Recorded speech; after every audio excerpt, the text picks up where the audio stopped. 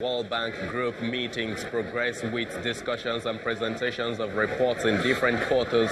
One of the analytical sessions for policymakers and regulators is this presentation on capital flows to sub-Saharan Africa.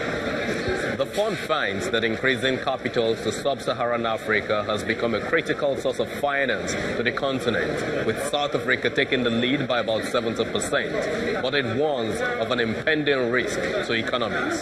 On one hand, these countries need foreign capital to fill in financing gap, to promote growth, to meet development needs.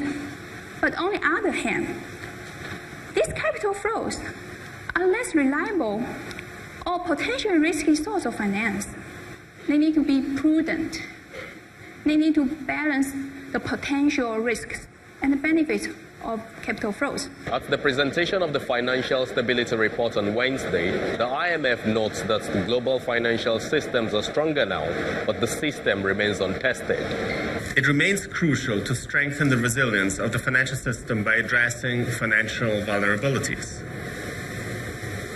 Policymakers should ensure that the post-crisis regulatory reform agenda is completed and implemented.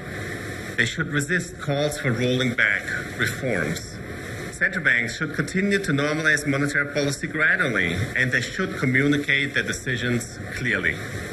On the case with Nigeria, the IMF explains that current pressures are due to the hike in interest rates by U.S. Fed, but has this mitigant as an offer.